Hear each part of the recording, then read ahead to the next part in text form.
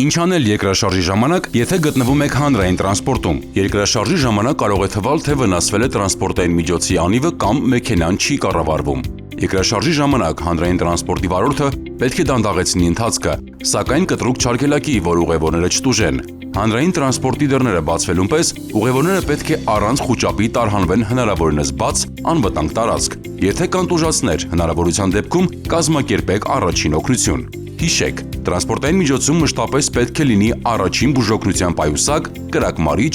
լապտեր և ջուր։